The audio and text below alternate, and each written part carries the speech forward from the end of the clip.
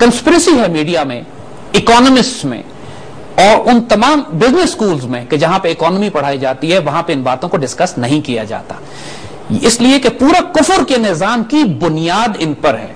अगर आप इस इकोनॉमिक सिस्टम को समझ जाएं, जिसकी वजह से ये जंगें बर्पा हो रही हैं, जिसकी वजह से ये दुनिया को कौमों को गुलाम बनाते हैं, इसमें वर्ल्ड बैंक का रोल क्या है, IMF का रोल क्या है, UN का रोल क्या है, कहां ये गोल्ड करेंसी पेपर करेंसी में तब्दील होती है, और कहां ये किस तरीके से ये Zionist banking system, federal reserve और बैंक ऑफ इंग्लैंड और स्विस बैंकिंग किस तरह ये ऑपरेट करते हैं दुनिया में अपने कुफर के निजाम को कायम करने के लिए। और हमें इसमें कोई शुबा नहीं ये कहते हुए कि देखिए कि जिस मसीहा का ये लोग इंतजार कर रहे हैं यहूदी, मुसलमानों की जबान में उसका एक नाम है, मुसलमान उसको दज्जाल कहते हैं।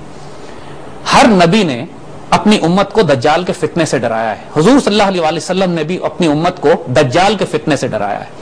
ये जो निजाम कायम हो रहा है, ये जो ग्रेटर इसराइल और उसके बाद पूरी दुनिया में अपना निजाम कायम करके लोगों पर गलबा और लोगों पर कब्जा करना चाहते हैं और उनको गुलाम बनाना चाहते हैं, ये बुनियादी तौर पर दज्जाल का एक निजाम है। हम ये सिर्फ गुस्से में या सिर्फ जज्बात में आके ये बात नहीं कर रहे, हम आपको साबित करेंगे इनके अपने ही बैंकिंग सिस्टम से कि किस तरह एंटी क्राइस्ट या दज्जाल या ये फिरौन का ये निजाम जो इन्होंने कायम किया है, ये इनके लिए कितनी बड़ी मजहबी अहमियत है इनकी नजर में कि इस निजाम को कायम करना।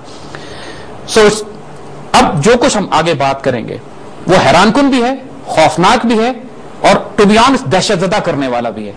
लेकिन इतना नाकाबिल यकीन है कि पहला सवाल लोगों के जहनों में ये होगा कि आज ये बातें आप कर रहे हैं तो हमें किसी और सोर्सेस से ये बातें क्यों ना मालूम हुई।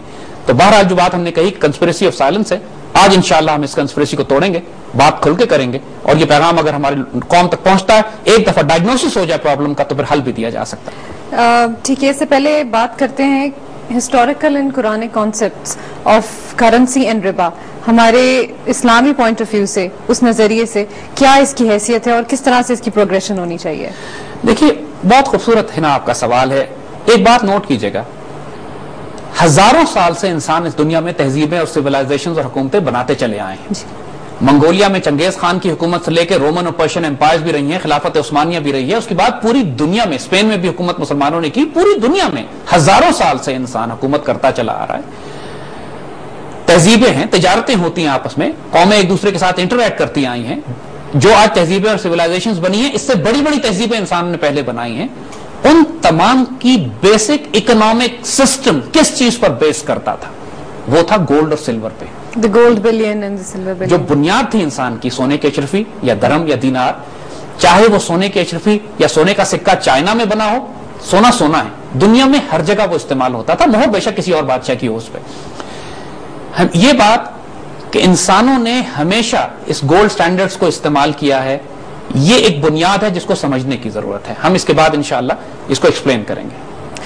जी जैद साहब, वापस आते हैं तो फिर इसी टॉपिक को यहाँ से कंटिन्यू करते हैं। अभी आपने छोड़ा है गोल्ड एंड सिल्वर बिलियन पे, वापस आके इसी बारे में बात करेंगे। हम मिलते हैं ब्रेक के बाद।